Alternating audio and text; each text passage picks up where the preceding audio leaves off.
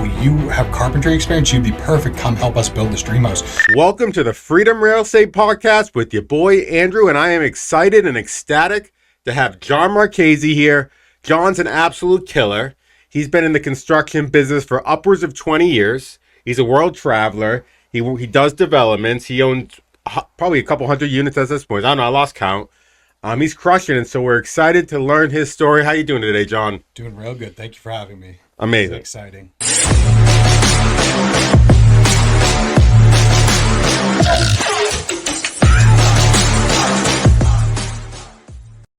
So, John, you're a unique character, right? Because when it comes to financial freedom, we all imagine traveling the world, enjoying life, having fun, right?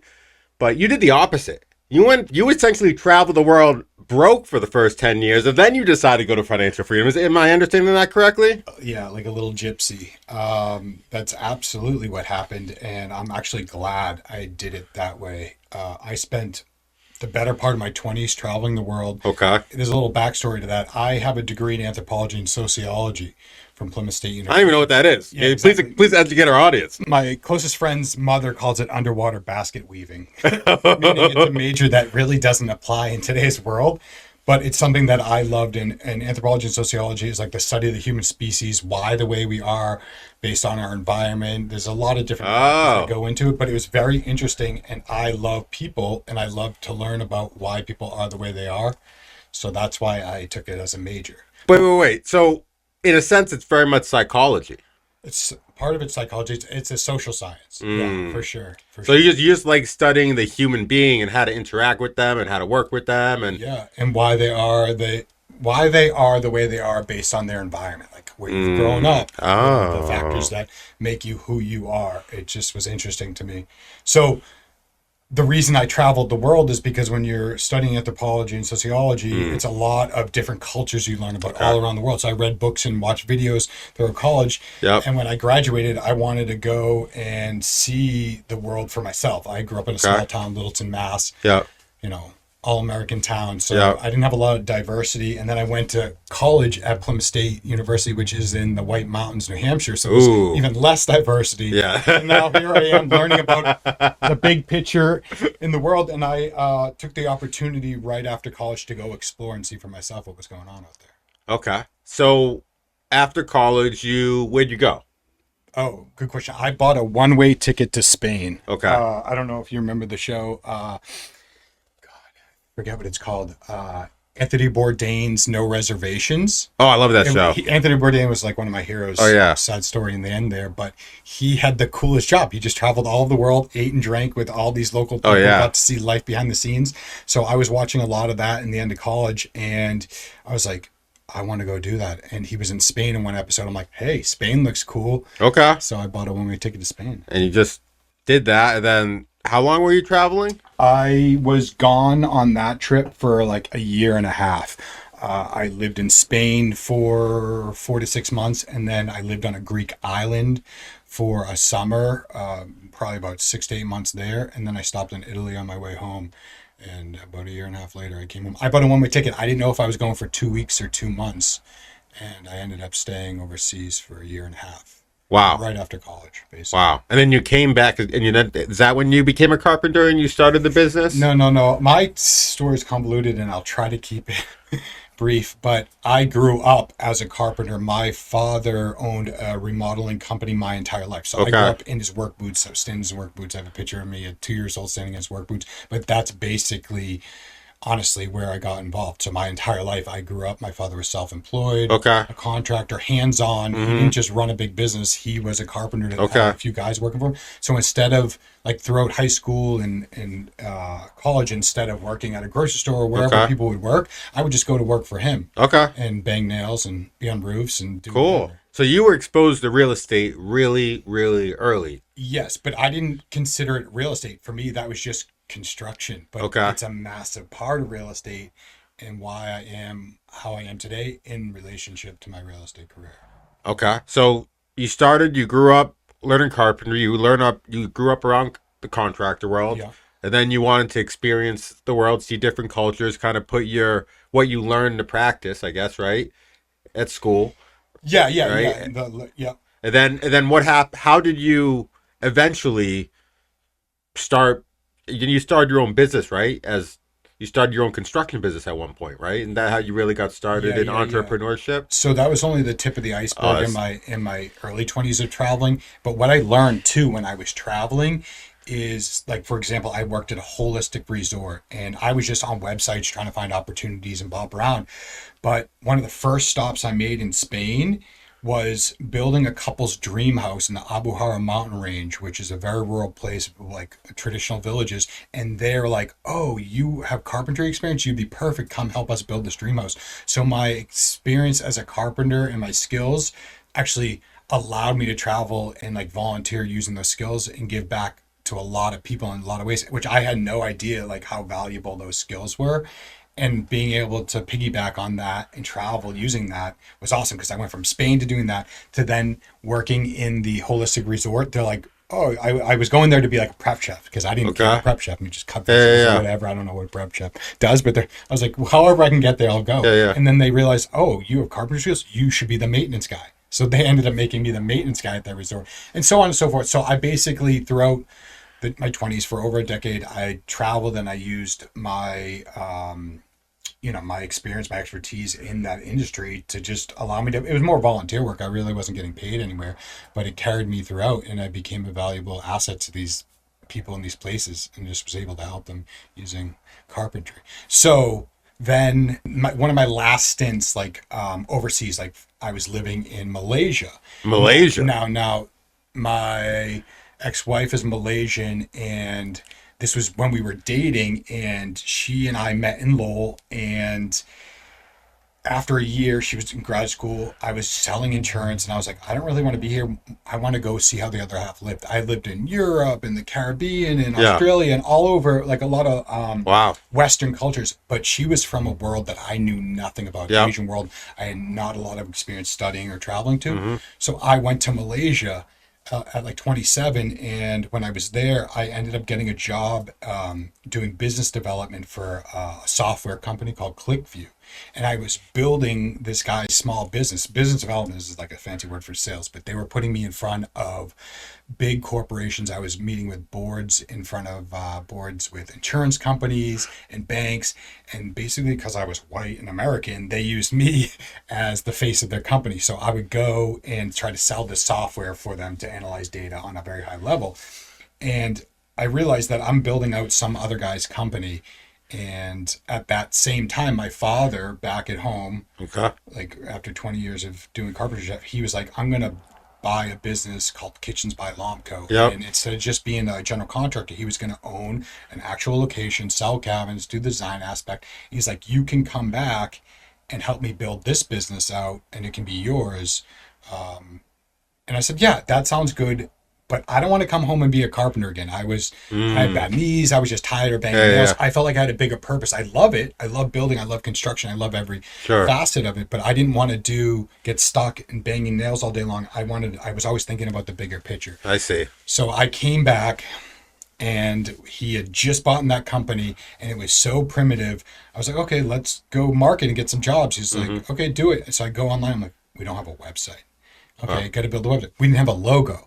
I'm like, we got to start from square one. So I basically built that business up from nothing and reinvented the wheel the entire time, which was sad. I didn't really have like a business mentor or some experience on building business other than quickly working in Malaysia for that other company. So I took what I learned there, and then I basically started everything from scratch and started building that business up. And that business I owned with him for over a decade, and I still work with him on a higher level consulting for it now. But that was cool because then I built that business out. It was a construction business. We remodeled for residential clients. We did anywhere from 25 to 50 projects a year. And these are like high-end $100,000 kitchens, bathrooms, entire house additions, you name it, entire house remodels. And him and I, side by side, built that business out, where now we have project managers and carpenters, designers, everything you can imagine. And I love it. And it's like I called it my whiny tiny baby. Like, it was always needing coddling and taken care of, because once you have employees, you work for them essentially as a business. Totally. You always have to make sure you have work for them. But it sounds like, I mean, that business was successful, and it sounds like to me you very much through your discovery of traveling the world, you very much took the best practices of what you learned along the way and kind of implemented it in this business, right? Because when you first did it, carpentry came from a point of love, came from a point of making something beautiful, and it sounds like you took that perspective with creating this company with your clients. Yeah, and I mean, I learned everything from the ground up, and how to build a business, how to manage client expectations, how to manage employees, everything, like everything. So that was my first business that I had built, and I'm still involved with it, and it's still very successful and runs on a regular basis today. Wow. Wow. So that was your first experience growing a business. So, then you got your taste of entrepreneurship. When did you actually find real estate as a valuable vehicle? Did you end up finding Rich Dad Poor Dad? Like, what got you inspired into that sort of realm? Because Did you find Rich Dad Poor Dad? That's everyone's question, because that's the catalyst for when people jump into real estate or get the taste for it or understanding. Yeah. So back to Malaysia is where I came across the book Rich Dad Poor Dad, and read it cover to cover multiple times. Like, this is cool. Like, there's another avenue out there for people that don't like the traditional W-2 path, and or like school and traditional education and all that. And that is so me. Like, I did not fit into the conformity of what society pushes us in now. Yeah. So I was in Malaysia doing this business development, read that book. But the fascinating thing about Malaysia and Asia in general is it's a part of the world that's newly developed in itself. Like, I was there and I was watching buildings come up out of the ground, and we're from the United States. It's pretty much been heavily developed, and we live in the first world country. There it was like literally coming out of the ground. It's a second world nation, and it was being built up so fast over the last 30 years. I mean, Malaysia 30 years ago was a swamp, and now it has some of the craziest architecture you could imagine all across Asia. Like, you just look it up, it's incredible. But what I was seeing there was money. I was seeing new money, and new money is different than old money. Yep. Asia has new money, and new money means like Lamborghinis, Ferraris, cars, like cash, stacks of cash. Like, when they come across money, they show it off. And I, coming from New England, a small town, like, I knew people that did well and understood money. Well, I thought I did. But here in New England, I'd say it's more old money, and people like could be driving a Prius and you wouldn't know that they're a multimillionaire or a billionaire, because they play it down. But there, they played it up, and I was like, holy shit, this is what money can buy. Like, this is crazy. And so between starting business development there, reading Rich Dad Poor Dad, and seeing what money could buy, I'm like, ooh, I want to figure out how to make money and be well off. Not because I want to be fancy, but I was like, money just gives you options. Totally. But I think at the same time, you realize the difference between an asset and a liability too, right? Yeah, I had no idea what an asset and a liability was until I read that one page on Rich Dad Poor Dad that has the diagram, and it says, okay, a liability takes money out of your pocket, and an asset puts money into your pocket. Yep. And I love how simple that is. Totally. Yeah, I mean, it's so true. And I don't think people realize, like, life creep's real. Right. And, you could achieve financial freedom, but if life creep catches up with you, your financial freedom can disappear just like that, because your expenses exceed your revenue. Right. Yeah, that's a fine line. And I think about that all the time, because I've had that happen to me as well. But for example, I know people in my life right now that do very well, like, high paid attorneys, like, top of their game. And I call it the golden handcuffs, because they make hundreds of thousands of dollars, if not millions of dollars a year in salary, but they live to their means. They buy the nicest things, and they don't save, they don't invest for the most part. And it's sad, because they make so much money, but they live to their means, meaning they spend that much money. Absolutely.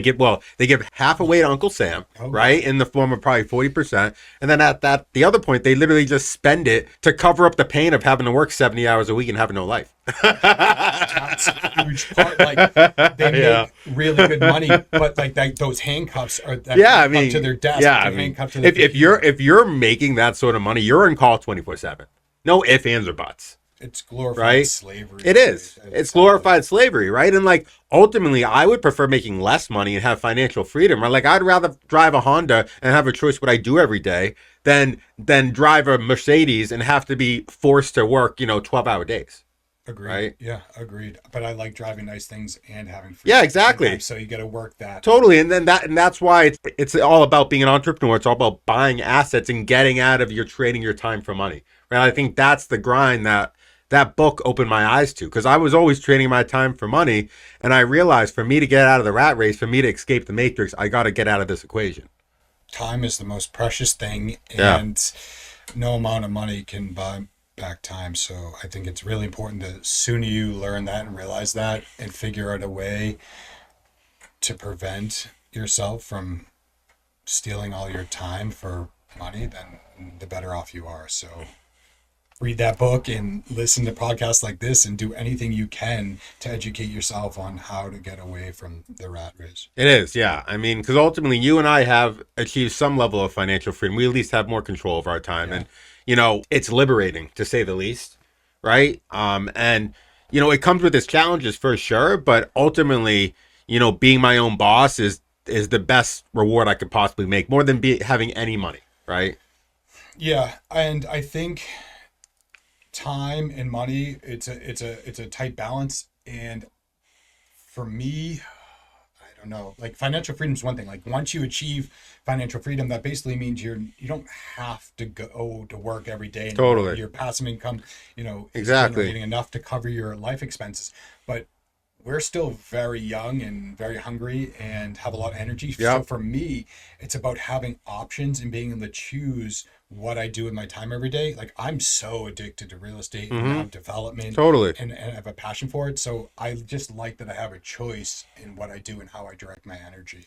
Absolutely. Choice, right? You're 100% right. So, you started this company, you had some success, I would assume. Yeah. Did you realize once you started paying Uncle Sam and seeing how much money went to him, you're like, oh, maybe it makes sense to buy some real estate? Or what was the transition from owning a construction company to buying real estate? Or did you Yeah. always own So real estate? no, no, no, no. So it wasn't even like that thought process for me.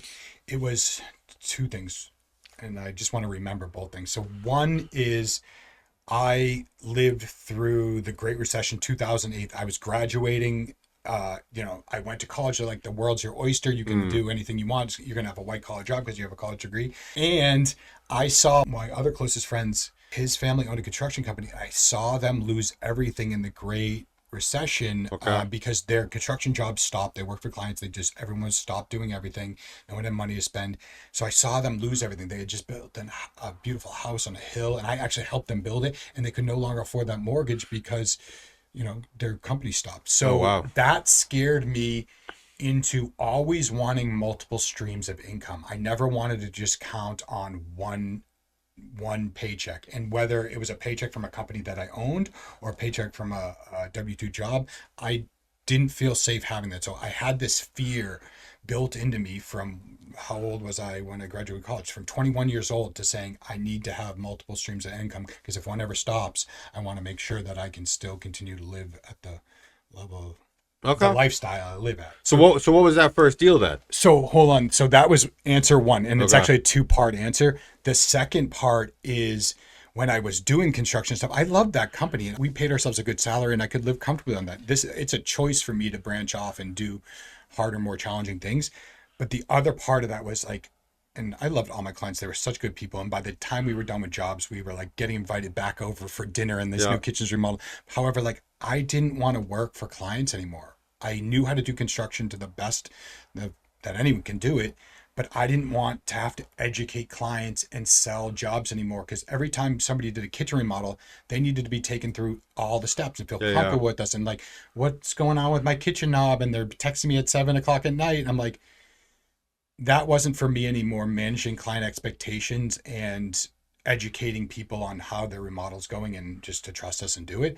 So I knew I was an expert at construction, but I just wanted to do it for myself at that point. And that's what kind of got me going into real estate. Like, I'm just going to buy my own property, own it. I know how to do the construction. Yep. The choices are minimal. And then I not only did a beautiful job in this construction and brought value that way, but then I owned the asset that I just reconstructed. So You wanted that's what we did. control, right? Yeah, I Yeah. wanted control, and I wanted to spend less time educating, more time just doing the work. Okay.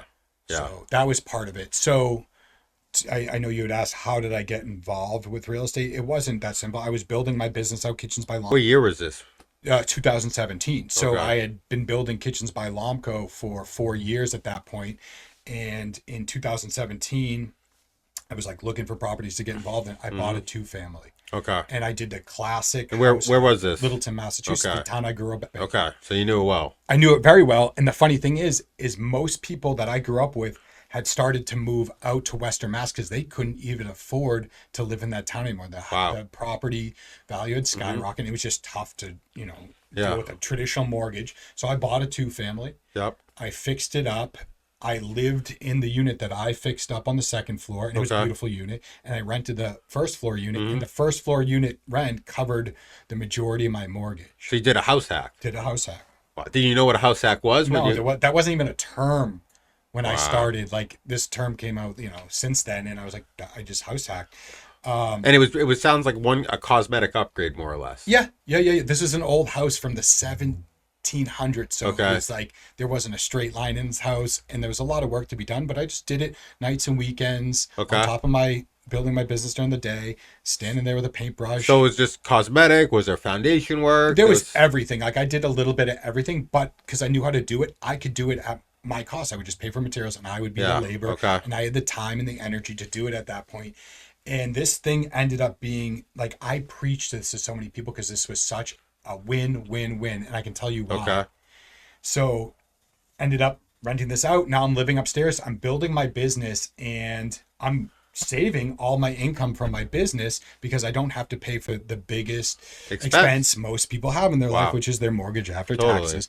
So that allowed me to save a lot of money. And at the same time, this was what we now call the burst strategy. But Yep. I had, after a year living there, went back to the bank and said, hey, can I get a HELOC on this property? They come out, they do their appraisal. They're like, yeah, here's $91,000. After Wow. 1 year of owning this. Wow. And They- how much did you put down?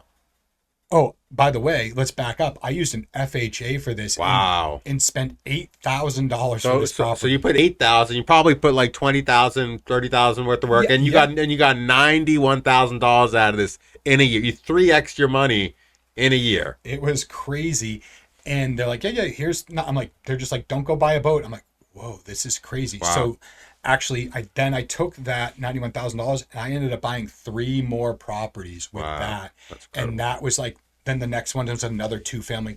And that's when I was like, I'm going to start investing in real estate. Yeah, that's awesome. And then it's a long story, but around 2021, I bought my white picket fence house in Concord, and I was like, oh, I'm just going to rent out this 2-family that I've been living in. Yeah. It was still cash flowing, but in the pandemic, the value of property skyrocketed. And this was a weird property because it was so old. And my friend who's a real estate agent, he's like, you should sell this now because you're going to get over asking. People are dropping inspections, and it might not be worth the same or easy enough to get rid of it, if the market settles down. So during the pandemic, I ended up selling it.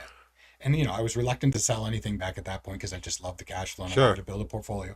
But I sold it, and then I made another $181,000. That was after I lived there for basically free, pulled $91,000 out of it, Wow. HELOC, and then sold a couple of years later Incredible. and made another $181,000. So I preached that. And so with $8,000, you made upwards of $280,000. Yeah, I don't even. I just like with the snowball effect Yeah. that it created. Totally. Was more important than the actual. Totally. money value. Yeah, and then it's like, and I preach this all the time. Like, cash flow is important. Cash flow is absolutely needed, right?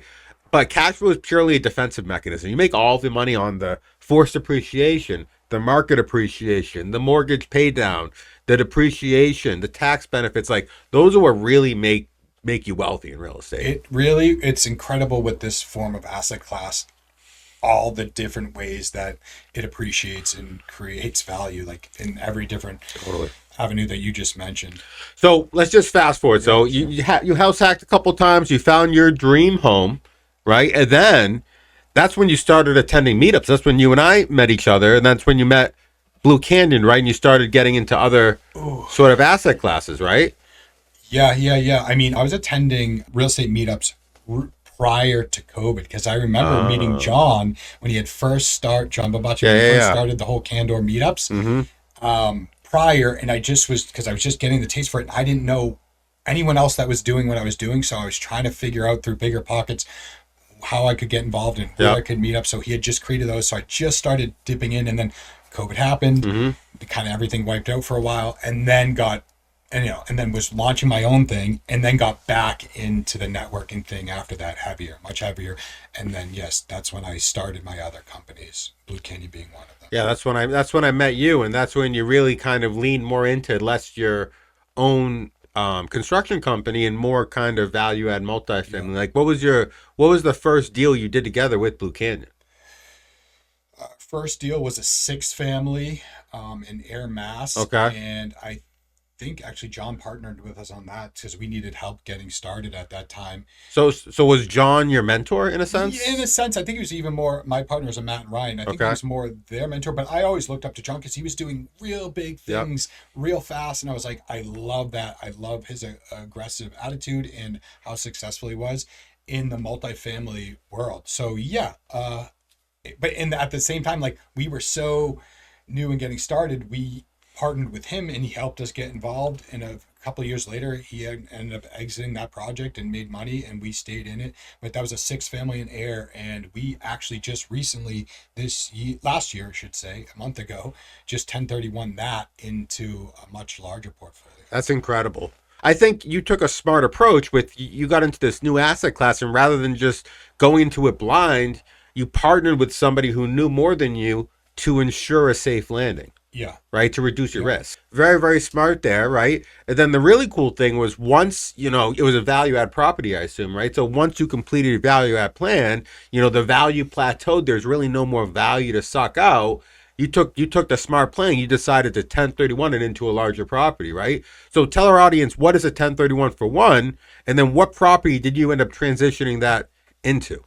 Yeah, so a 1031 exchange is just a tax strategy. Basically, you're kicking the can down the road. You don't have to pay the capital gains tax on the sale of that property. Basically, it's rolled into whatever other property you purchase afterwards. I'm not by any means a tax expert, and I really rely on my partners and our CPAs and accountants for that stuff. But it's a great strategy. I had actually 1031 that first property that I talked about earlier, my 2-family. That was the first time I ever did it. So when you sold that 2-family, you said I made $180K. What did you say? You transitioned that into another property? Yeah. Oh, what property? God, I don't even remember fully. I'd have to think about that. But there's a little nuance there. Because I lived in one of the units, I couldn't do the 10. Half of it was tax free. But half of it was tax free. Yeah. I took that. So it was a little bit of a complicated thing. But like right off the bat, I was doing any strategy I could take to save money. That's cool. And off the top of my head, I can't remember. I think maybe a 6-family Leominster is where I 1031 part of that. Yeah. But back to what we were talking about, you got to get me back on track here. I told you about my tangents and stuff. So 1031 is huge. Yeah, so you 1031, I think, something in the Millis, right? That property in there, you 1031 at 20 Two of them. So shortly after we bought the 6-family, there was another 5-family from the same owner that we ended up buying. So we ran and operated those around the same time for a few years, and we 1031. We sold and 1031 exchanged both of those literally at the same time. Those 2 properties into this one property in Millis, which is a lot. That sounds super complicated to be able to time 2 1031s into buying a property. Like, so give our audience a little taste on how you would do that from a deal structure perspective, because it's honestly easier than people think it is.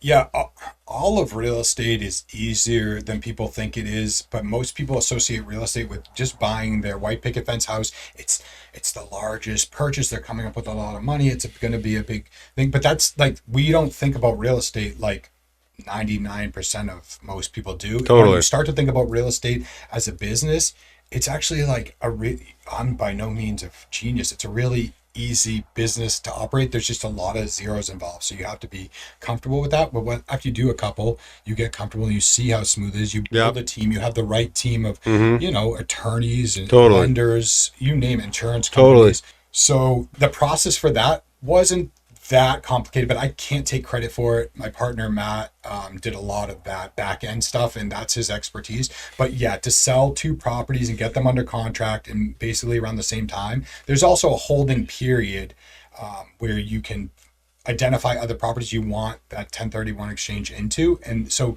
realistically, on a normal basis, you'd be rolling one property into another, and there's a time period, and they let you do that. And that's to help. Like, this country needs housing. They have these incentives for a reason. So ours was really tight, a little bit more complicated than the traditional thing, but it all worked out really well, and the timing was perfect. And I'm very thankful that it worked out, but it's a little bit of luck and a lot of strategy. One strategy I really like to utilize when it comes to 1031ing is approaching the owner and approaching them, and say something like, you're obviously a sophisticated investor. You obviously probably want to 1031 this property into another property. So why don't we give you time? Why don't we allow you time so you're not under pressure, so you can 1031 comfortably, right? So then we lock up their property with a long closing, allowing us the time needed to 1031 as many properties we need into that property. Great idea. Right?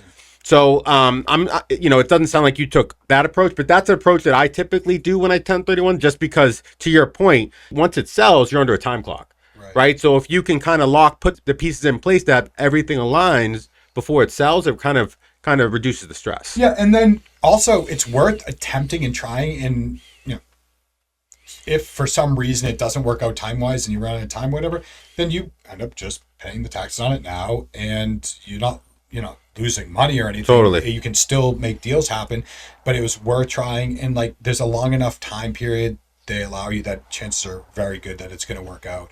And I like what you're saying about slowing the process down. Like, a lot of times, like, when you're in our level of real estate stuff, everyone's like, oh, quick closes, try to make it sound as most advantageous to the seller. Like, yeah, you can sell your property in 10 days, no problem, cash, this and that. But like, a lot of times there's not a rush for people to get out. They need time to sort themselves out, where they're going next with their money, their tenants or their personal property, or they have an aging parent, or however they're purchasing these properties. But I like the idea of slowing things down. There's less mistakes that happen when you give yourself more time.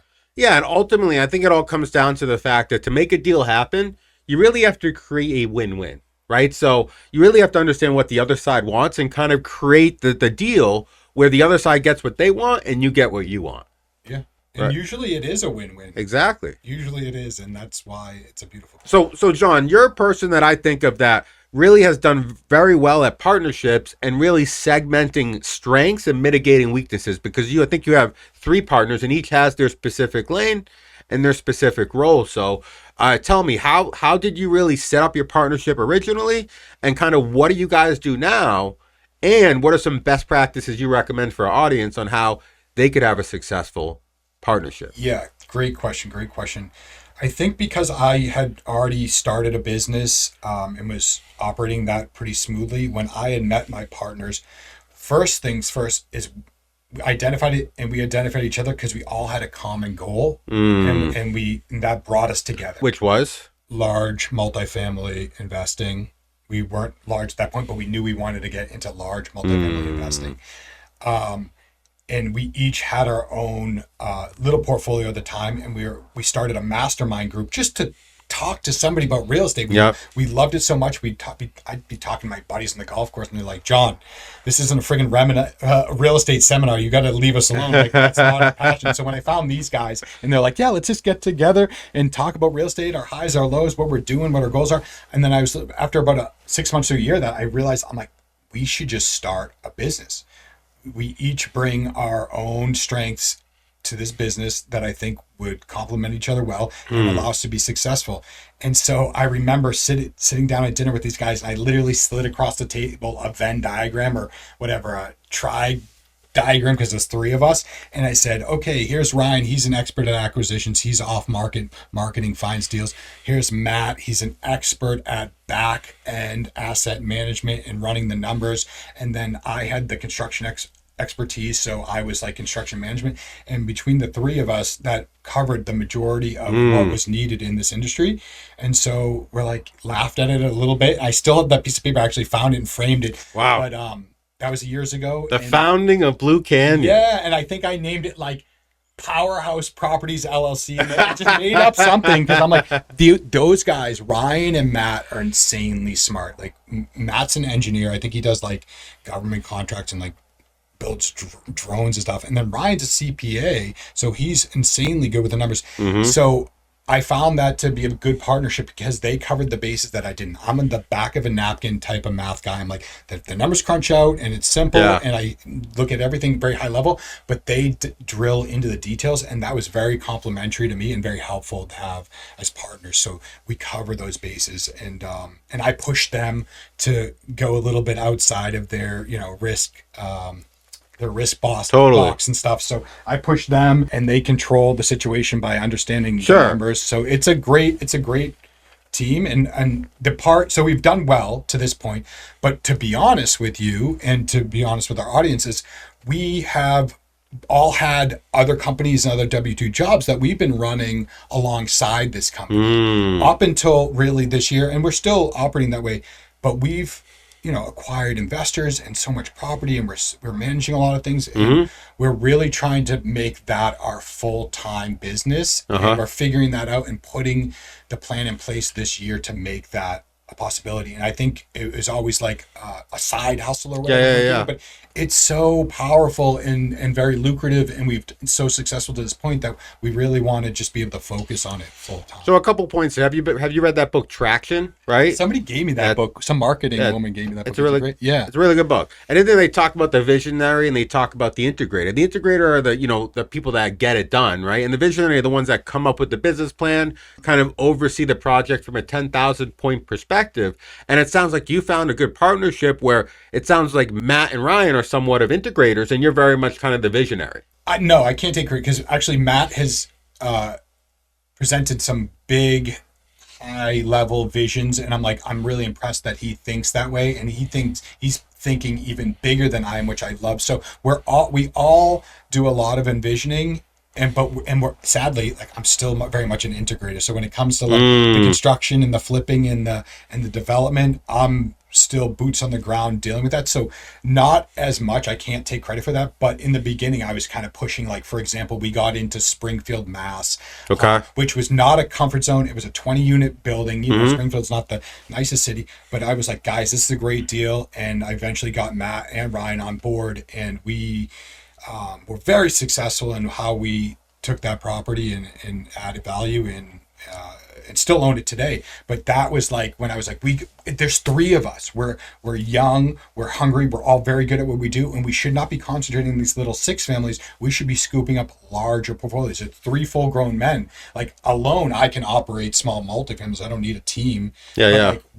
We should be doing bigger things because we have the capabilities. Absolutely. So that's what I want to push for, and that's what I've been pushing for. And they since got the taste in their mouth, and going. I can tell you, I was at that same crossroad that you guys are. It sounds like you guys are at, where you have a strong, easy W-2, consistent income, trading time for money, and you have the pull, the allure of this other side hustle that's growing and exponentially growing and is growing into something more beautiful than you ever imagined. And you're asking yourself, should I lean in there and drop this, or should I keep this sort of, a dangle, right? And, I don't know.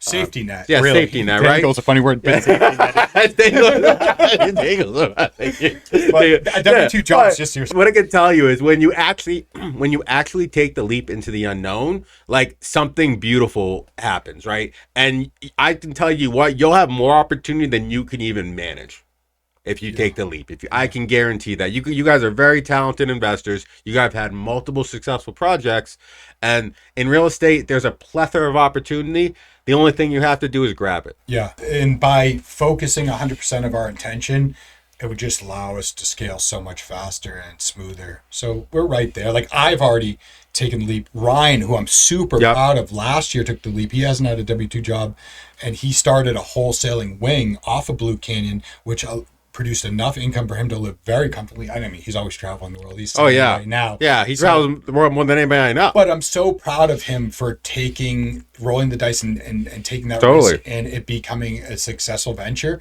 And myself, I'm still running my development company on the side, which is very lucrative. And Matt is just getting a little bit more comfortable because he's the most conservative on the team, and he just needs to. We need to produce a little bit more regular income for him to leave his W-2 job, and that's right around the corner. So I think this is gonna be fun, and I'm excited, and I can't wait till we can all pour our energy into much larger projects. Blue Canyon. Yeah. I'm excited to see its growth. Yeah, thank you. So let me ask you this, John. What is next for John Marchese? You obviously achieved a lot. I think you have a yacht at this point, so you're Yeah, I clear. have a small sailboat. No, you have a yacht. You're clearly successful, right? So, what's next for John? Right? Yeah, so great question. I feel like I'm at a precipice. I'm about to venture into large redevelopment projects. Like I have the construction experience, which we've talked about, um, and I have the confidence, and I have the drive, and I want the challenge. Like I'm very comfortable right now.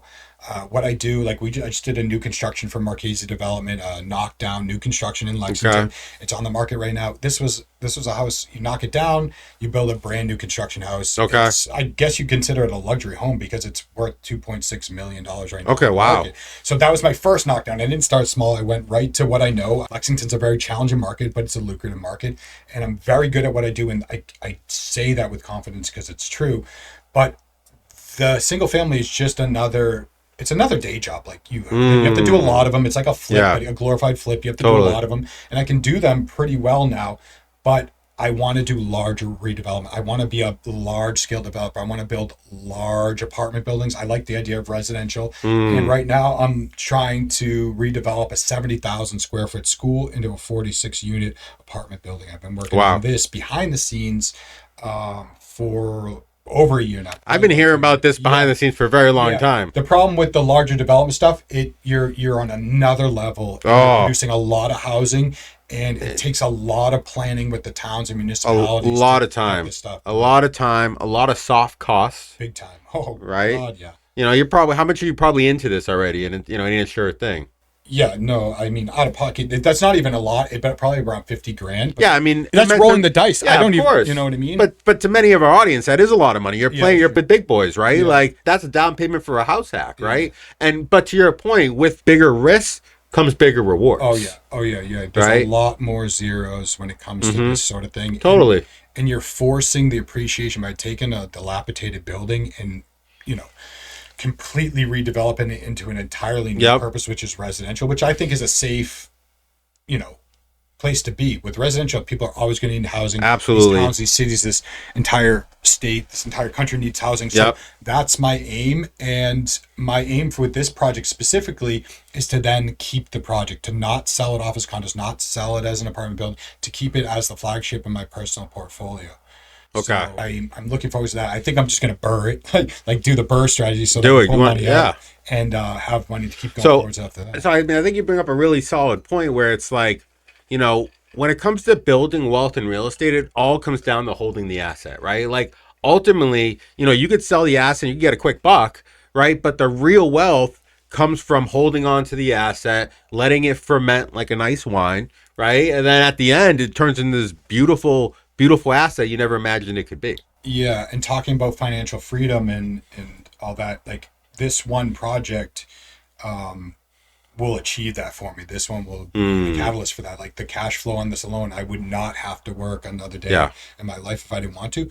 But that's not the intention here. That's to be the new safety net, and now Totally. concentrate on larger scale Yeah. development. So I'll have this one under my belt, the confidence, the ability, all the connections that I've made, even to this point on it, has made me so comfortable in pursuing these larger projects. And it's like, it's so challenging, but I love the challenge. And like flipping and single family construction, it has its own challenges, but Yep. it's not alluring to me. I like the challenge of large development. You're involved with like cities and towns and senators and all these politicians and like utility companies. And it's like, wow, you become a very important person in the community because you're providing so much for the So much value. Yeah, and I didn't even realize that. And people are reaching out and like, they're Yeah. like, oh, we're so thankful that you're taking this project and taking this blight part of town Totally. and bringing it up and up and up, and then driving economic development for the businesses in town itself. It's like incredible. Once you achieve financial freedom, I can tell you it gets boring, right? And it all comes down to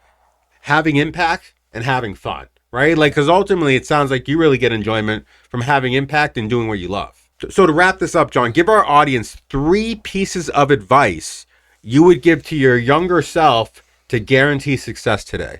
Yeah. So one, invest in yourself. Like these are pretty standard. Like guys like myself and Andrew know about this because we're associated with people that educate on this. But one is invest in yourself. So the first investment, before I even invested in that property, I was listening to podcasts, I was reading books, I was self-educating. No one taught me about real estate. I taught myself the hard way. So invest in yourself, whatever it is. It doesn't have to be real estate, whatever your passion is. Invest in it, invest in yourself. The more knowledge you have, the more confidence you have to move forwards and get going. So invest in yourself. And then another simple one that I love is you are the sum of the 5 people you surround yourself with. And I didn't learn this until like maybe 5 years ago. But I think this principle is so important, and that is basically think of the 5 people you spend the most time with. Yep. And you are the sum of that. So if you have people that are extraordinary mentors to you, millionaires, successful in whatever they do, and then you have shit bum people that are dragging you down, Absolutely. or like addicts, or like just sucking the life out of you, you're somewhere in between that. So you want to make sure the 5 people that you spend the most time with are people that, you know, or ideally like doing what you want to do. Absolutely. Or somewhere in the mix, because you have your personal friends, but just make sure of course you understand that. Yeah, but you're absolutely the 5 people you associate yourself with. And ultimately, it all doesn't have to come down to making money. Maybe you want to associate yourself with an amazing father. Maybe you want to associate yourself with, you know, somebody who's extremely fit, right? If you're trying to be very fit, you want to surround yourself around people who are top athletes, right? But ultimately, I 100% agree with that. You are absolutely the average of the 5 people you associate yourself with. And, you know, it's very important to be intentional about that, right? And was that number 2? That was number 2. So number 3. What advice would I would give? I actually have to think about this, but at this point, it's just like find what you love and what your passion is. And I'm talking like to everyone here, people that are like in high school or coming out of college or before college. Like you don't have to take the straightforward path, go to college, get the job. There's so much opportunity out there and things that you can provide value to the world, and that value, you want to be passionate about it and you want it to add value, and that equals income, and it's going to be much higher income and not feel like a job when you're doing something that you're passionate about. Absolutely. So the sooner you can find that, and don't put pressure on yourself, but just be open to it, be grateful, like, you know, have the manifestation, it will come to you, but be open to that and find it. Today's a special day. Is it now? It's a release. It's a huge release, right? It's actually the release of my addition to business cards. So I actually want to bring you a copy. No kidding. Let's see these. Oh, so here we go. This is it right here. You know, it talks a little bit about me. So I'll present it with you. You get the first copy. Very cool. Holy cow. I put a lot of money into that, my friend. No kidding. 80 million assets under management, 25 million capital raised, 500 plus units owned and managed. That's impressive, dude. Thank you. Cool. Thank you. For all like the gamers out there, I love this. I'm a gamer. What can I say? Yeah, QR codes. You gotta throw QR codes on everything. Absolutely, absolutely. This is. You have a little less gray in your beard, I think. I gotta show that experience. I gotta show the. All right, so for our audience, if they want to learn more about you, connect with you, get involved in your developments, maybe get involved in your project with Blue Canyon. Where can they learn more about you, and where can they connect with you? Yeah. Obviously, Instagram, Blue Canyon Equity Partners, Marchese Development, Instagram, and then our websites, marchesedevelopment.com and bluecanyonep.com. And through there, you can connect with myself and my partners, and we're totally open and love talking real estate or anything with you guys. Any questions, any way we can help out or get you involved, we're interested for sure. So how's it feel to be ripped? Well, it's funny you mentioned that, because yesterday I actually went for my DEXA scan. You know what DEXA scan is? I don't. Actually, you got to done that. Okay, now. So that's like a body fat scan, right?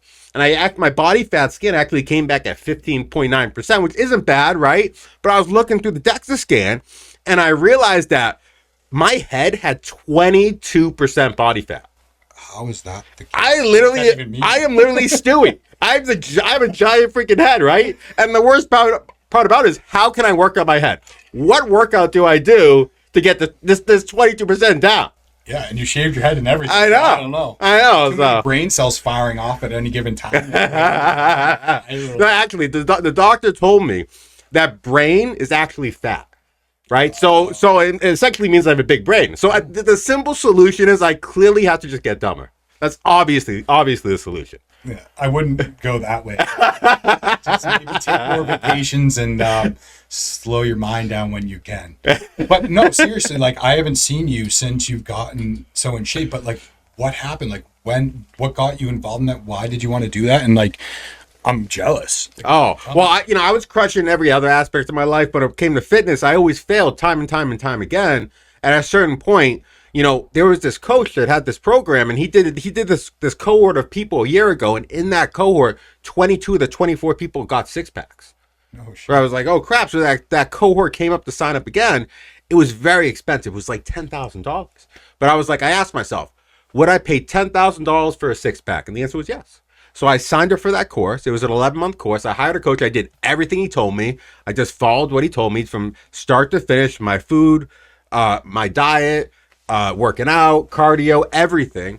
And then, I ended up going on stage and I lost 42 pounds. Wow. I got a six pack, and I'm actually doing another bodybuilding competition this year with the same program. So that's like incredible. Like you don't realize how much 42 pounds is when you're carrying it around on a regular basis. Yeah. You go to pick up a 45. Oh my God. Plate. Well, I was 218 to 175. What is that, like 30% of my mass or something like that? I don't know, something like that. Incredible. So that's that 10 grand though. That's investing in yourself. That's exactly what I was just talking Totally. about. You're absolutely right. It was the best money I've ever spent. But let me ask you in a person though, because like I just downloaded the Better Me app and I was like, oh, I'm going to start working out. I got to do it. But like, were there days when you're just like, I don't want to do this, or like, I don't want to hear from my coach, or how did you stay with it? Like, how, seriously, because it's like, you made it sound easy, but totally, like, I know it's not. And there's days when you're just totally.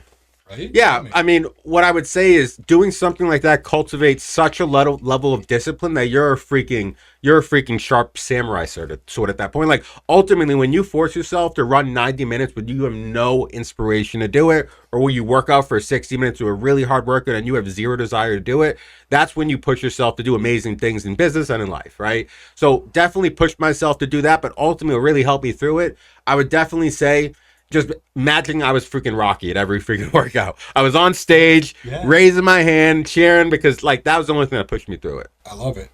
And I like that you take like your mentality towards business and then put that towards your personal well-being, fitness. Like that helps to have that drive and know you can't give up. No matter what, you just got to keep going. Yeah. So that's huge. That's great. I'm proud of you, dude. I'm impressed. Like that's great. Thank you. Appreciate it. Well, I just want to thank John for coming on the Freedom Real Estate Podcast. Thank our audience for listening. Yes, definitely check us out next week. Bon voyage. Thank you for having me. I appreciate this. This is fun. Of course, of course.